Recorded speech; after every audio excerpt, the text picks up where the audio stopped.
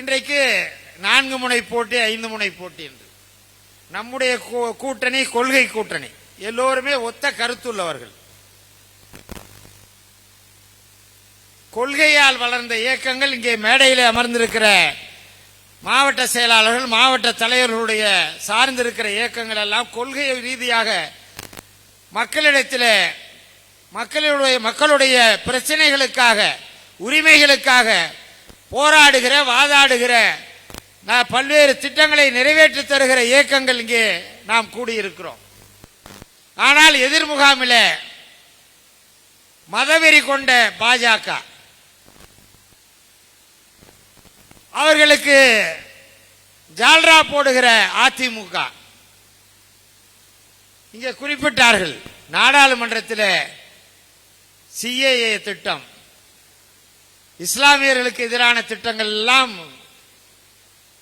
அதிமுக பிஜேபிக்கு ஆதரவாக நாடாளுமன்றத்தில் வாக்களித்தார்கள், செயல்பட்டார்கள். இப்போது இருக்கிற சூழ்நிலையை நாம் கருத்தில் கொள்ள வேண்டும். இந்த நடிகர் ஒரு கட்சியை ஆரம்பித்திருக்கிறார். இந்த கட்சி ஆரம்பிக்க சொன்னது அமித்ஷாவும் மோடியும் தான். அந்த படம் முடக்க சொல்லி எல்லாம் சொல்லியிருக்காங்களா, இது ஒரு நாடகம். சிபிஐ விசாரணைக்கு வர சொல்றாங்க டெல்லிக்கு. சிபிஐ விசாரணைக்கு அங்க போறாரு நடிகர். 2 நாள் விசாரிக்கிறாங்க. விசாரிச்சு சிபிஐ வாசல்ல இருந்து வெளியே வரும்போது அவரோட கார்ல, இங்க ஏதோ தமிழ்நாட்டில் பிரச்சாரத்துக்கு போகும்போது இப்படி கை காலெல்லாம் அசைப்பார்ல, அது மாதிரி சிபிஐ ஆபீஸ்ல இருந்தே கிளம்பி கார்ல ஏறி நின்று கையை அசைத்து கொண்டு வருகிறார்.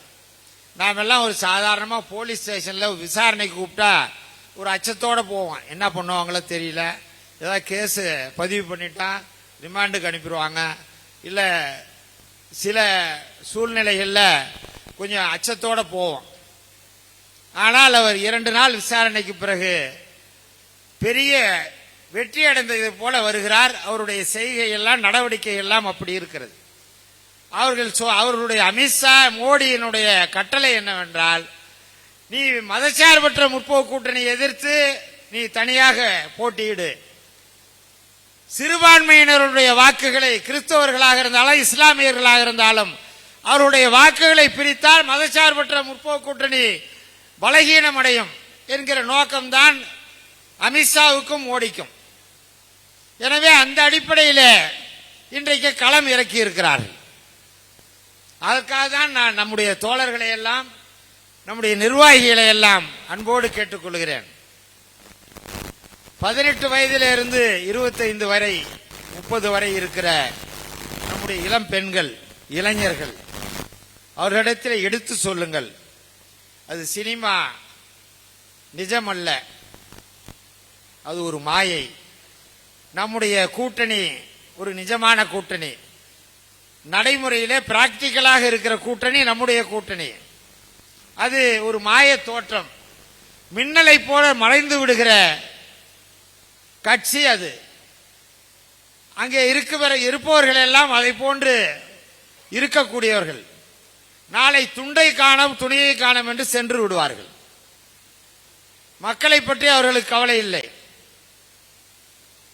எனவே இதை மனதிலே கொண்டு நம்முடைய தோழர்கள் எல்லாம் ஒவ்வொரு வாக்குச்சாவடியிலும் 200 வாக்குகள் கூடுதலாக பெற வேண்டும் என்கிற அந்த உணர்வோடு, நம்முடைய நோக்கமே திட்டமிட்ட பணியாக இருக்க வேண்டும். ஒவ்வொரு வாக்குச்சாவடியிலும் 200 வாக்குகள் மற்ற இயக்கங்களை விட நாம் கூடுதலாக பெறுவதற்கு என்ன பணியாற்ற வேண்டும், எப்படியெல்லாம் திட்டமிட வேண்டும் என்கிற திட்டத்தோடு இந்த 24 நாட்கள் சிறப்பாக சிந்தித்து செயல்படுங்கள். காலையிலே ஒரு 7 மணிக்கு தொடங்கி 10 மணி வரை வாக்கு கேளுங்கள். மாலையிலே ஒரு 4 மணிக்கு தொடங்கி ஒரு 7:30 8 மணி வரை வாக்கு கேளுங்கள்.